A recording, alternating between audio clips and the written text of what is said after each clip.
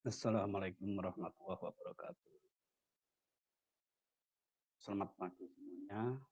Salam sejahtera untuk kita bersama. Saudara-saudara, untuk pertemuan yang pertama, kita akan membahas tentang masyarakat, kebudayaan, dan juga feodalisme.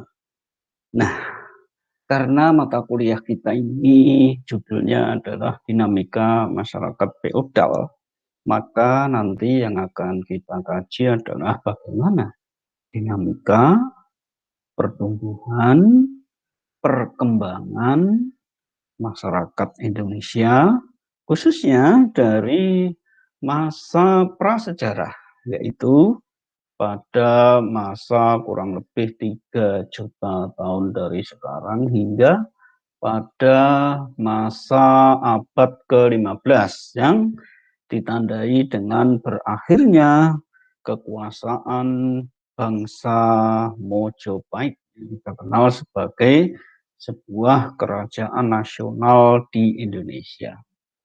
Nah, saudara-saudara, bahwa yang membedakan antara manusia dengan binatang adalah kebudayaan.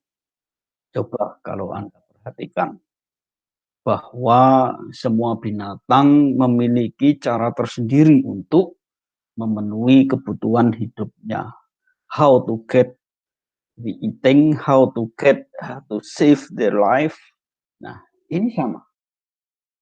Semut misalnya, bagaimana semut mencari binatang, mencari makanan, maaf, dari sisa-sisa makanan manusia atau sisa-sisa makanan binatang yang lain. Ya, mereka mencari, terus mencari. Kemudian semut juga membangun sarang, membangun rumah tempat di mana mereka berkoloni, mereka berkumpul untuk mencari kehangatan anggota keluarga dan juga dalam rangka untuk melindungi diri dari sengatan matahari, melindungi diri dari hujan, dan juga dalam rangka untuk melindungi diri dari serangan makhluk hidup yang lain. Tetapi apakah pertambahan, pertumbuhan, perkembangan makanan semut itu berubah-ubah? Ternyata tidak.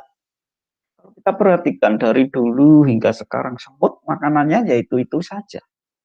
Anda perhatikan, makanan semut adalah sisa-sisa dari makanan manusia dan atau makhluk hidup yang lain. Demikian juga dengan binatang yang lain. Sapi misalnya, makanannya rumput. Dia tidak akan memilih burger ketika Anda menyajikan burger. Dia tetap akan memilih rumput. Ya karena ini merupakan satu destiny, satu ketentuan dari Yang Maha Kuasa yang sudah merancang bagaimana sistem pencernaan makhluk hidup itu sedemikian rupa sehingga membutuhkan makanan tertentu. Berbeda dengan manusia, saudara-saudara. Kalau kita perhatikan bahwa perkembangan manusia dibanding dengan makhluk hidup yang lain, baik dalam hal makanan, dalam hal rumah, dalam hal etiket atau tata cara, kemudian dalam mengatur kehidupan sesama manusia ini berbeda dengan makhluk hidup yang lain. Nah, kita perhatikan. Kalau dulu pada zaman praaksara, manusia sementara tinggal di gua-gua. Nah, tentu kehidupan manusia pada waktu itu tidak lebih baik atau bahkan sama dengan makhluk hidup yang lain, semacam binatang. Ini hampir sama. Makhluk hidup hampir semuanya sama. Bahkan Homo erectus itu juga berjuang mempertahankan diri dari serangan makhluk-makhluk hidup yang lain. Misalnya, ya, mereka berjuang menghadapi makhluk atau binatang yang lebih besar, misalnya gajah. Mereka berjuang bersama-sama untuk memperoleh makanan atau memperebutkan tempat untuk tinggal, tempat untuk berteduh. Tetapi pada perkembangannya, kemudian rumah sebagai tempat tinggal mengalami perkembangan yang sangat-sangat pesat. Yang diawali dengan membangun rumah dari bahan kayu, bahan bambu, bahan batu. Pada perkembangannya kemudian, maka rumah ya sebagai tempat tinggal manusia ini mengalami perkembangan yang luar biasa ya, dengan seni arsitektur yang tinggi, juga menggunakan bahan-bahan lain yang barangkali tidak pernah dipikirkan oleh manusia sebelumnya. Ya, rumah bahkan bertingkat. Nah, inilah bedanya antara manusia dengan makhluk hidup yang lain. Jadi, mengapa manusia bisa seperti itu? Karena manusia belajar. They all learn from the other, learn from anything in the world. Belajar dari segala sesuatu yang ada di dunia ini untuk menyempurnakan hidupnya. Nah, pada perkembangannya, apabila kita berbicara pada tataran teoritik, maka akan kita lihat ya, seorang filsuf namanya Auguste Comte menjelaskan bahwa manusia itu masyarakat manusia itu mengalami perkembangan yang pertama adalah masyarakat teologis. Masyarakat yang percaya pada kekuatan-kekuatan adikodrati yang berada di luar dirinya. Kekuatan-kekuatan ini sekaligus mengatur kehidupan manusia, menentukan. Ini yang disebut dengan masyarakat teologis. Kemudian berkembang kepada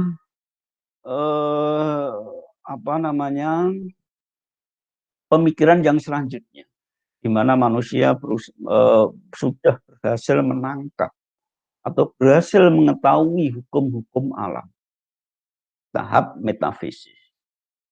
Kemudian dari hukum-hukum alam itu, maka kemudian manusia berusaha untuk meningkatkan eksistensinya, meningkatkan jati dirinya untuk menguasai alam demi kepentingan, demi memenuhi kebutuhan hidupnya. Nah, pada tahap yang ketiga, kata Auguste Comte disebut dengan masyarakat positif yang menggunakan nalar atau menggunakan akal untuk mengatur kehidupan ini, untuk meningkatkan kualitas hidup. Nah, maka inilah 3 tahap perkembangan masyarakat, kata Comte. Manusia, kalau kita lihat juga seperti itu. Ya, sekarang kita sudah sangat rasional, bagaimana menghadapi fenomena alam, termasuk kejadian-kejadian bencana, termasuk bencana-bencana sosial, kita sudah menggunakan akal, menggunakan rasio untuk mengalahkan alam dan sekaligus menjaga eksistensi manusia dari muka bumi ini. Nah, rasio atau akal yang digunakan ini juga mengalami perkembangan. Yang pertama sangat sederhana. Kemudian yang kedua sudah mulai menggunakan akal, tetapi masih mendapat pengaruh dari kekuatan-kekuatan adikodrati, paham-paham yang berkaitan dengan hal-hal yang sifatnya supranatural. Nah, kemudian yang ketiga adalah satu tahap di mana manusia pure, manusia murni menggunakan teknik rasionalnya dalam menghadapi masalah-masalah selama kehidupannya. Nah, dalam tahap ini, nanti yang akan kita lihat adalah bagaimana bangsa Indonesia, manusia Indonesia berusaha secara primitif, ya, dengan teknologi yang ala kadarnya, bagaimana menaklukkan alam. Mereka berusaha untuk mencari makan, mempertahankan hidup. Nanti akan kita lihat bagaimana evolusi atau perkembangan Homo erectus, manusia di Indonesia, pemukiman awalnya berada di Sangiran, yang insya Allah apabila memungkinkan nanti juga akan kita datangi. Kemudian yang kedua adalah bagaimana ketika bangsa Indonesia mendapat pengaruh dari budaya bangsa lain, terutama bangsa India, yang oleh George Kude disebut dengan Indianisasi. Jadi menurut para antropolog, para ahli, bahwa bangsa Indonesia itu mendapat pengaruh dari budaya India yang disebut dengan Indianisasi. Salah satu dampaknya adalah dalam bidang sosial politik. Masyarakat diatur sedemikian rupa menurut tata cara pengaturan budaya India yang disebut dengan budaya Hindu dan budaya Buddha, terutama budaya Hindu. Nanti akan kita lihat. Dalam sistem politik, masyarakat diatur oleh seorang kepala suku atau seorang tetua, kepala adat, di mana kepala adat ini menguasai beberapa lahan, beberapa tanah. Nah, kemudian karena ketidakmampuan seorang kepala adat ini, seorang lord, maka dia memberikan sebagian hak pengelolaan atas tanahnya itu kepada kepala yang lain. Nah, ini yang disebut dengan vasal. Nah, vasal ini dan lord tentu mempunyai hubungan yang saling menguntungkan. Seorang lord sangat tergantung kepada vasal. Tergantung dalam hal apa? Dalam hal sumber daya. Terutama sumber daya manusia dan juga sumber daya ekonomi, produksi. Bahan-bahan untuk makanan. Maka apabila seorang lord, seorang kaisar, kalau di Eropa atau di Jepang atau di China, seorang raja kalau di Indonesia ketika membutuhkan manusia, membutuhkan tenaga kerja, maka dia akan memanggil atau akan meminta kepada para vasal. Termasuk juga untuk memenuhi kebutuhan akan sumber daya bahan makanan. Para raja ini akan meminta kepada para vasal untuk menyediakan. Ini adalah hak dan kewajiban. Akan tetapi seorang raja itu mempunyai kewajiban. Kewajibannya apa? Kewajibannya adalah memberikan perlindungan, memberikan rasa aman kepada seorang vasal agar dapat bekerja, dapat mengabdi dengan semaksimal mungkin. Dan sekaligus seorang raja itu dapat mengembangkan masyarakatnya menjadi lebih makmur, menjadi lebih baik. Maka dalam konteks ini nanti akan kita lihat bahwa apabila seorang vasal itu mempunyai jasa yang sangat besar kepada raja, maka dia akan dibebaskan dari kewajiban untuk menyediakan bahan makanan dan tenaga kerja kepada seorang kaisar. Nah, jasa-jasa ini bermacam-macam. Ada yang jasa disebabkan oleh karena bantuannya ketika menghadapi peperangan dengan lord atau kaisar yang lain.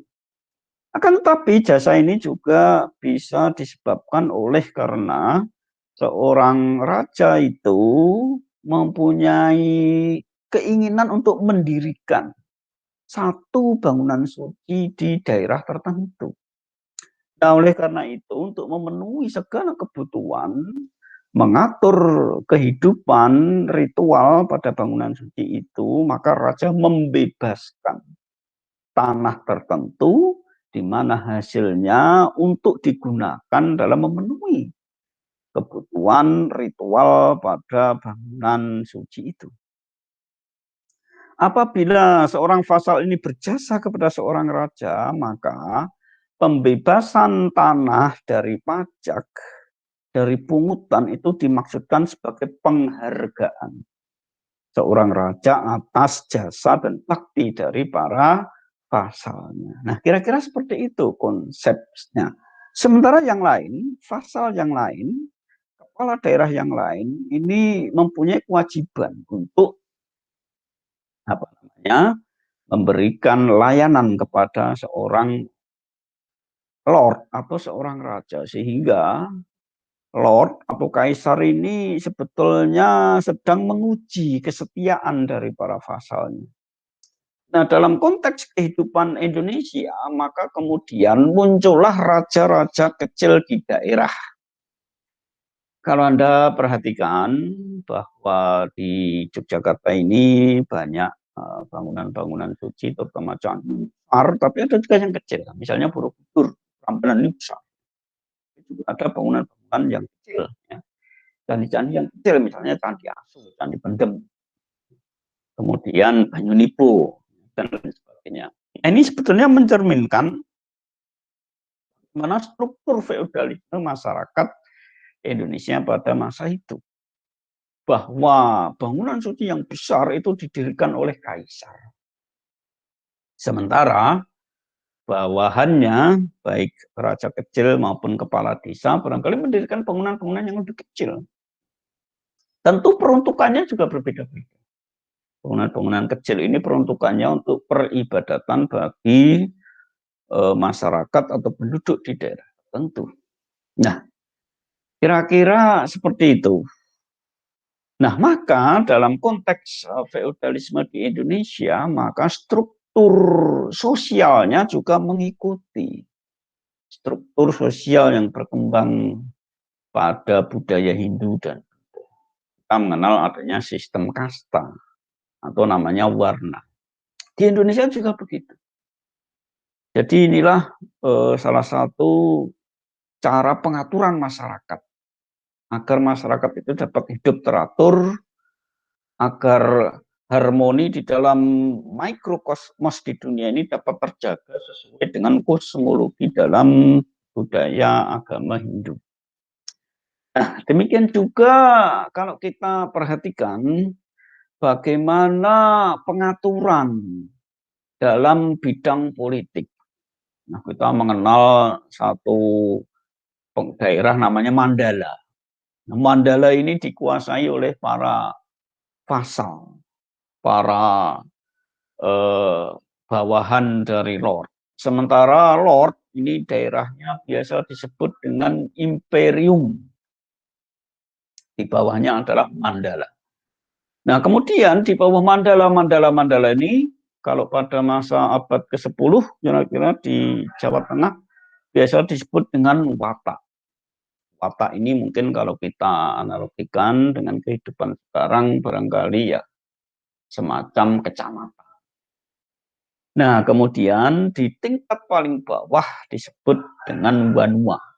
Jadi watak dan wanua ini merupakan sistem sosial politik yang terkecil, di mana masyarakat hidup di mana para rangga atau para tetua desa, kepala desa ini mengatur kehidupan masyarakatnya dan sekaligus menyokong kehidupan para vasal dan para kaisar.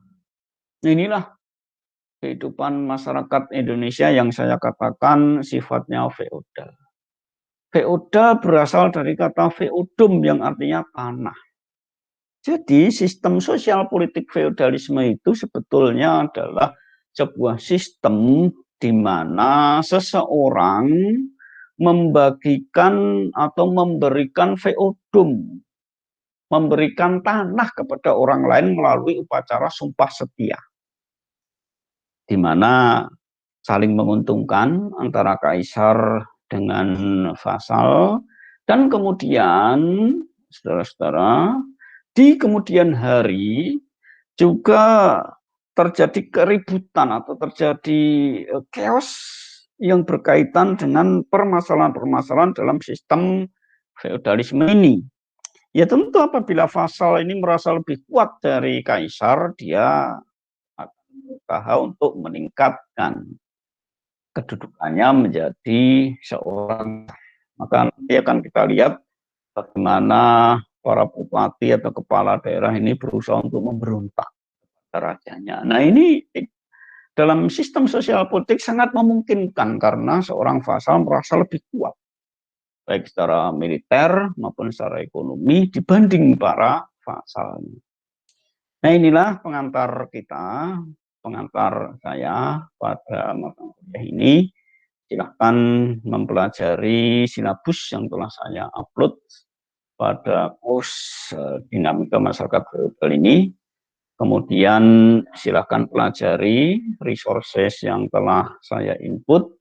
Kemudian ikuti aktivitas yang telah saya rancang, ada diskusi, kemudian ada tes, kemudian ada juga tugas-tugas terstruktur yang semuanya telah diatur dalam LMS Bismart. Silakan mengikuti kuliah pada hari ini. Semoga menyenangkan. Jangan lupa untuk menjaga kesehatan, menjaga jarak, menjaga imunitas, menjaga rasa aman. Semoga pandemi ini segera berlalu sehingga kita bisa hidup dalam suasana yang normal kembali. Demikian saya akhiri kuliah perdana ini. Ada kurang dan lebihnya mohon maaf. Saya akhiri. Wassalamualaikum warahmatullahi wabarakatuh. Selamat pagi.